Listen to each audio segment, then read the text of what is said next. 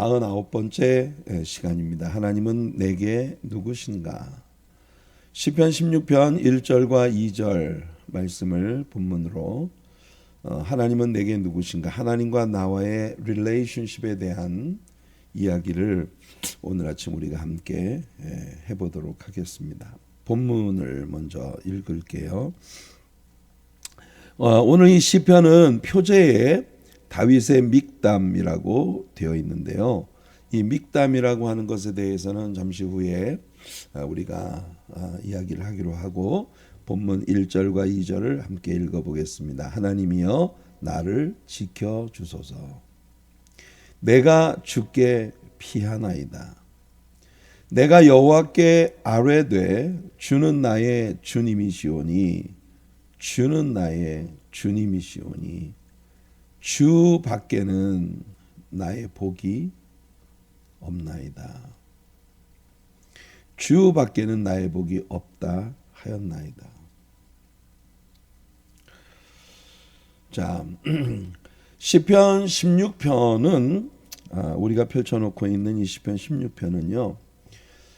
여호와 하나님의 선하심에 포커스할 때, 그러니까 신자로서 우리가 이 세상을 살아가면서 하나님이 내게 어떤 분이신가, 하나님이 나에게 얼마나 선하신 분으로 지금까지 존재해 오셨는가, 하나님의 goodness,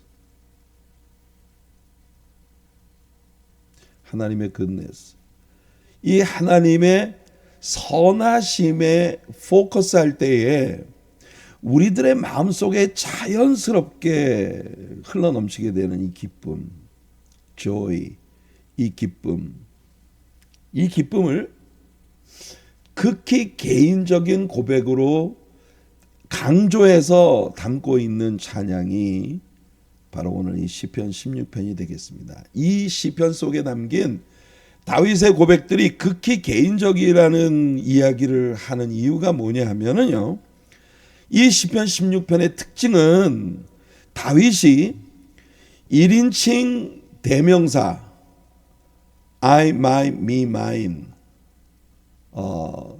주격, 소유격, 목적격, 역격, 모든 형태의 1인칭 대명사를 굉장히 많이 사용하고 있어요. 제가 세어본 바로는 28차례나 1인칭 대명사를 쓰고 있습니다. 이 시가 11절밖에 안 되는 아주 짧은 시예요. 이 11절밖에 안 되는 이 짧은 시에서 다윗은 I, my, me, mine 1인칭 대명사를 모두 28차례를 사용하고 있다는 겁니다. 그러니까 매 구절마다 2.5회 다윗이 1인칭 대명사를 2.5회 이상 사용하고 있다는 거예요. 특히나 하나님이 나에게 누구신가? 하나님이 나에게 누구신가?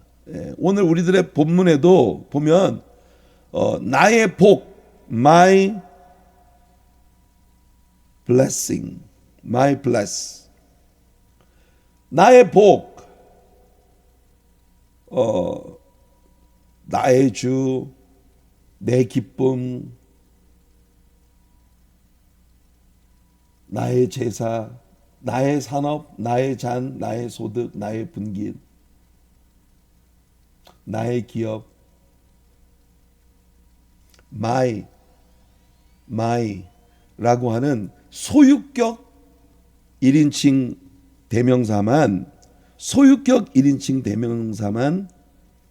14차례를 사용하고 있어요. 그러니까 1인칭 대명사를 전체 합한 28차례의 절반이 my, 내 기쁨, 내 축복, 내 즐거움, 내 기업, 나의 소득, 나의 잔, 하나님과 나와의 릴레이션십을 아주 철저하게 다윗은 자기의 기쁨, 자기의 소유, 자기의 복, 자기의 은혜, 하나님이 주시는 그런 모든 은혜를 내 것으로 소유하고 있다는 것에 대해서 정말 너무나 놀랍게 강조하고 있는 그런 시를 남기고 있는 것입니다. 이 시는요, 다윗의 기쁨으로 가득해요. 다윗의 기쁨이 delight, pleasant, pleasure, rejoice, glad, 이런 다양한 표현 방식으로 이 시 안에서 다윗의 기쁨이 묘사되고 있는 것을 우리 볼 수 있습니다. 여러분, 이 시를 공부하는 동안 다윗의 기쁨이 여러분들에게 전염되는 그런 은혜가 있기를 바라요. His delight, pleasant, pleasure, rejoice, glad.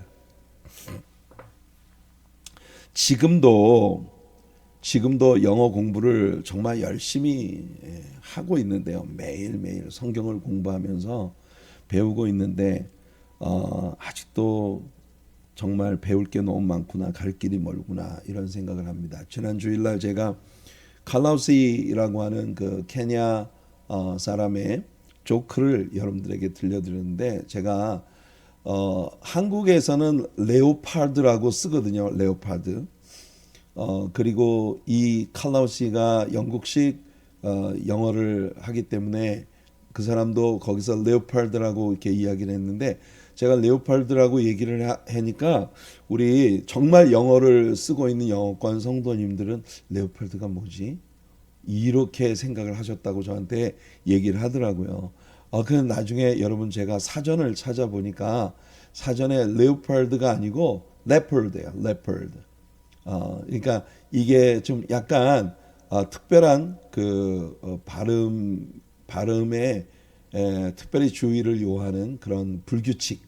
그러니까 우리가 쓰여 있는 것과는 다른 그런 발음.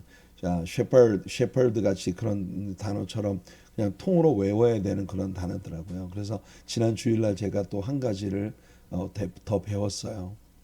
그러니까 제가 이렇게 그 성경 말씀을 그 원어의 깊이를 우리가 이해하는 것이 굉장히 우리들에게 하나님의 진리를 아는 깊이를 늘려가는 그런 일이기 때문에 자주 이 히브리어나 헬라어나 또는 여기 영어 번역본들의 표현들이 어떤 것인지 그런 걸 여러분들에게 많이 들려드립니다. 혹시라도 제가 잘못 발음하거나 그런 것이 있으면 여러분들이 저에게 얘기해 주세요.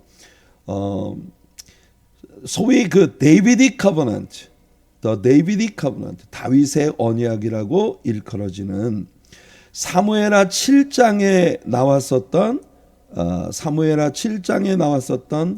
그 다윗의 언약, 하나님께 집을 하나 지어드리겠다고 헌신의 고백을 하고 있는 다윗에게 선지자를 보내셔서 네가 날 위해서 집을 지어주는 게 아니라 내가 너를 위해 가문을 하나, 내가 너를 위해서 하우스를 하나 세워주겠다. 이게 피지컬 하우스, 집을 말하는 것이 아니고 너의 가문을 하나 내가 세워주겠다. 이렇게 약속을 하셨어요. 너에게로부터 그 하나님의 7위자의 지팡이가 왕족의 혈통이 너를 통해 끊어지지 않고 계속될 것이다라고 하는 그런 약속을 하나님이 주셨어요. 아마도 다윗이 하나님께 이 축복을 받고 난 후에 지은 시가 바로 이 시편 16편이 아닌가 생각이 됩니다. 왜 그러냐면 여러분들이 사무엘하 7장 말씀을 오늘 한번 읽어보세요. 오늘 낮에 시간을 내서 사무엘하 7장을 읽어보면 선지자가 다윗에게 와서 하나님의 언약을 선포할 때 다윗이 그 하나님의 언약에 대해서 반응할 때 사용했던 그런 단어들, delight, pleasant, pleasure, rejoice, glad, 이렇게 표현되어진 다윗의 그 기쁨의 언어들이 쏟아지는 그런 모습을 우리가 볼 수 있거든요. 그래서 아마도 다윗의 일생 가운데 다윗이 하나님께로부터 더 데이비드 커버넌트, 다윗의 언약이라는 메시아에 대한 언약을 받고 난 직후에 이 시를 썼을 것이다 라고 생각을 하게 됩니다. 그의 보좌의 영원함과 메시아 혈통의 언약, 이 언약이 선포되었을 때 여러분, 그 사무엘하 7장에서 하나님이 다윗에게 주셨던 이 선물 같은 그런 언약은 예수 그리스도, 그 다윗의 후손으로 이 땅에 오신 예수 그리스도를 통해 완전하게 성취되었습니다. 누가복음 1장 32절과 33절을 보시면 그가 큰 자가 되고 지극히 높으신 이의 아들이라 일컬어질 것이요 주 하나님께서 그 조상 다윗의 왕위를 그에게 주시리니, 이게 사무엘하 7장 Second Samuel chapter 7의 내용을 지금 언급하고 있는 겁니다. 그가 큰 자가 되고 지극히 높으신 이의 아들이라 일컬어질 것이요 주 하나님께서 그 조상 다윗의 왕위를 그에게 주시리니 영원히 야곱의 집을 왕으로 다스리실 것이며 그 나라가 무궁하리라. 이 사무엘하 7장에 The Davidic Covenant, 다윗의 언약이 다윗에게 주어졌을 때 다윗이 보였던 반응, 사무엘하 7장을 여러분들 읽어보시면 이때 다윗이 즐겨 사용했던 단어들이 기쁨과 즐거움과 하나님을 향한 찬양, humility, 그의 겸손과 그리고 하나님의 뜻에 대한 submission, 하나님의 뜻에 대한 obedience, 순종의 그런 마음이 오늘 이 시편 16편 속에 아주 가득히 배어 있는 거예요. 그래서 우리는 이 시편 16편이 다윗의 그 언약이 하나님께로부터 다윗에게 주어졌을 때에 지었던 시다, 이렇게 보는 것입니다. 아까 본문을 읽으면서 여러분들에게 말씀드린 대로 이 시는 다윗의 믹담이라는 표제가 붙어 있습니다. 믹담. 여러분, 이 믹담이라고 하는 것이 여기 보면은 미케탐 레 다비드, 리케탐 레 다비드예요. 여러분, 다윗의 레 다비드 하면은 다윗에게 속한 다윗의 믹담입니다. 믹담. 이 믹담이라고 하는 이 말은요, engraven, 스트롱 사전에 engraven이라고 하는 것이 뭐냐면 engraven on gold, 정금에다가 engraven 한다. engraven이라는 게 뭐냐면 여러분들 왜 그 귀한 선물을 줄 때에 귀금속 같은 거 안쪽에 여러분 선물을 주는 사람이나 혹은 그 주고받는 사람에게 기념이 될 만한 어떤 이름이나 글, 날짜 이런 것들을 갖다 이렇게 새겨 넣잖아요. 귀금속, 여러분들이 반지나 이런 거 안쪽에 보면은 그것을 준 사람, 또 무슨 날짜, 뭐 이런 기념을 꼭 기념되어져야 할 그런 것들을 engraven 한다, 새겨 넣는 거예요. 그러니까 이 믹담이라는 말은 하나님께서 주신 언약들을 아주 알알이 자신의 영혼 깊은 곳에 새겨 넣는다, 이런 의미를 가지고 있는 말입니다. To cover, 덮다, 은밀한 보물, secret treasure, 남에게 함부로 이렇게 보여줄 수 없는 아주 깊은 은밀한 의미가 담긴 그런 treasure, 보물이다. 그리고 상당히 흥미로운 말이요, 뼈가 있는 말, 뼈 있는 말 있잖아요. 다른 사람이 그냥 듣기에는 뭐 예산 말로 들리는데 그 속에 뼈가 담겨 있어. 진짜 절대로 놓쳐서는 안 되는 아주 중요한 뼈가 담긴 그런 말. 그래서 학자들은 이걸 한마디로 금언 혹은 격언, 이렇게 이야기합니다. 금언, 격언. 우리가 꼭 새겨 들어야 할 그런 교훈들, 이게 믹담이에요. 그리고 이 시편 16편은 또 한편의 메시아 시편입니다. Messianic Psalms. 메시아 시편들 중에 하나예요. Messianic Psalm. 메시아 시편들 중에 하나예요. 이 시가 왜 메시아 시편인지는 앞으로 우리가 공부를 하면서 이야기하겠습니다만, 우선 대표적으로 사도행전 2장 25절로 28절에 베드로가 오순절날 설교에서 이 시편 16편을 인용하면서 이 시편 16편이 메시아 예수 그리스도에 대한 예언이었다고 하는 걸 언급합니다. 베드로의 말이에요. 다윗이 그를 가리켜 이르되 내가 항상 내 앞에 계신 주를 배웠으며 나로 요동하지 않게 하기 위하여 그가 내 우편에 계시도다. 그러므로 내 마음이 기뻐하였고 내 혀도 즐거워하였으며 육체도 희망에 거하리니 이는 내 영혼을 음부에 버리지 아니하시며 주의 거룩한 자로 썩음을 당하지 않게 하실 것이미로다. 주께서 생명의 길을 내게 보이셨으니 주 앞에서 내게 기쁨이 충만하게 하시리로다. 이게 시편 16편을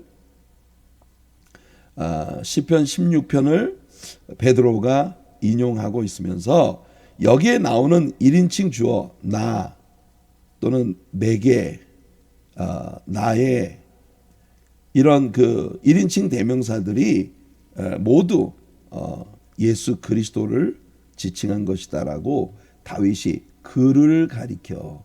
그가 누굽니까? 이 그가 바로 메시아예요. 메사야.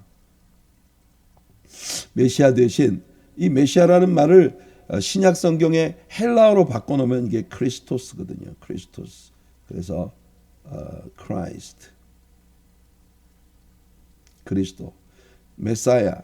크라이스트. 그를 가리켜. 내가 여기 나라고 이야기한 모든 1인칭 주어가 다 그 메시아인 예수 그리스도를 지칭하고 있는 것이다. 그러니까 진짜 놀라. 다윗은요 성령의 인스피레이션, 영감에 아주 정말 너무나 기막히게 깨어 있었던 그런 인물이다. 그 봅니다.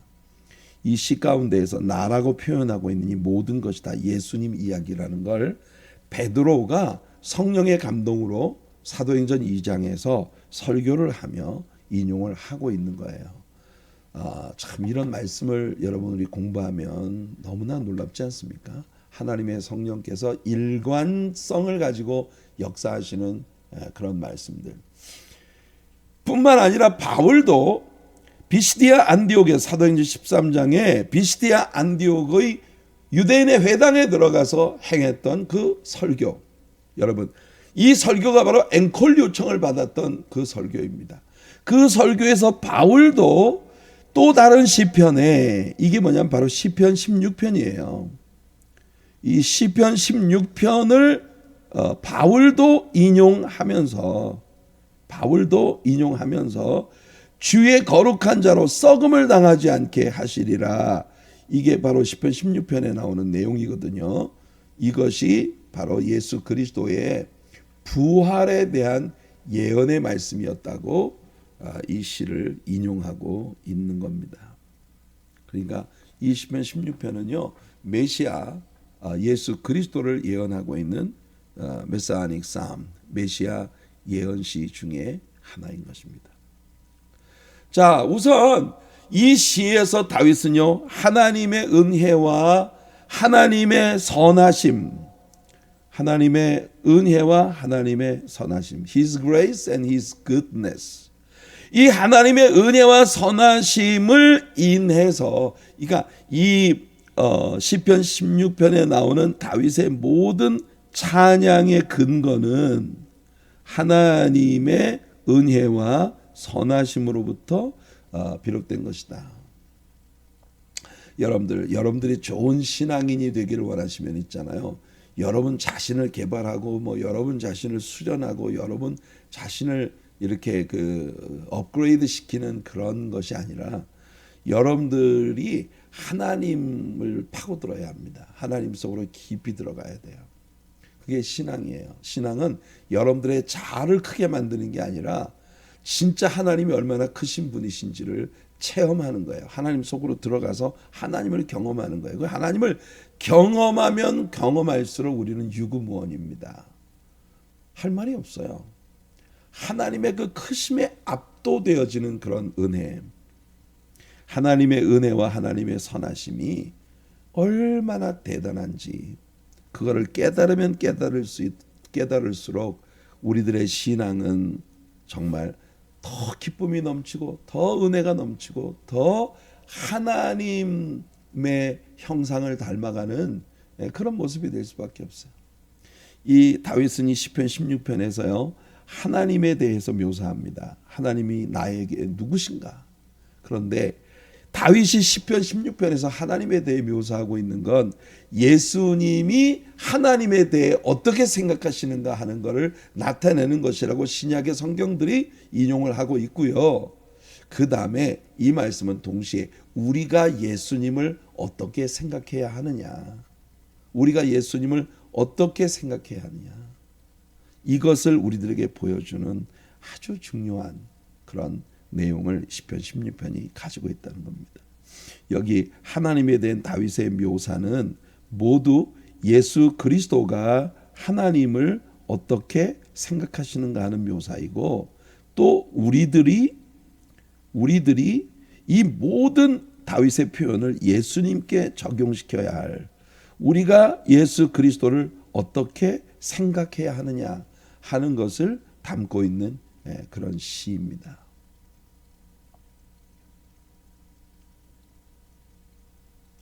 이 시편은 오늘 우리가 1절과 2절 말씀을 읽었습니다마는 1절부터 8절까지의 내용 가운데에서 생명의 주 되신 하나님을 찬양합니다.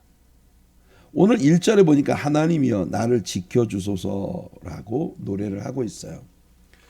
다윗이 하나님이여 나를 지켜주소서 이렇게 말을 하고 있는데, 하나님이여 나를 지켜주소서, 지금 다윗이 이 시에서 고백하고 있는 하나님이여 나를 지켜주소서라고 하는 것은 시편 9편이나 시편 13편 우리가 최근에 공부해왔던 이 시들처럼 광야에 유리방황할 때에 다윗이 생명의 위협을 느끼고 어려움을 느꼈던 그 어려움 혹은 dangerous, 그의 위험, 그 위험에 처해 있다는 의미가 아니에요.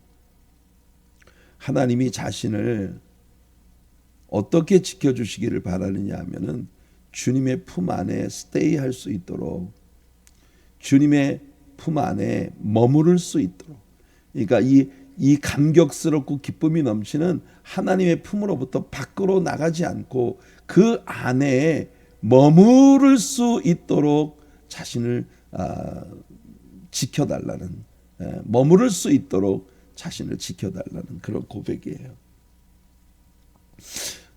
아까도 말씀드린 것처럼 예수님 자신도 오직 하나님 한 분만이 선하시고 모든 선한 것들이 오직 그분으로부터만 나올 수 있다고 선포하십니다. 예수께서 이르시되 어찌하여 선한 이를 내게 묻느냐, 선한 이는 오직 한 분이시니라. 오직 하나님 한 분만이 선하시고 세상의 모든 선한 것들이 오직 그분으로부터만 나올 수 있다. 내가 생명에 들어가려면 계명들을 지켜라. 그분 안에 스테이해라. 여러분, 예수님이 우리에게 주시는 새 계명은 사랑이라는 걸 우리는 줄곧 배우고 있어요. 하나님과 더불어 날마다 더 깊어가는 사랑에 빠지는 거.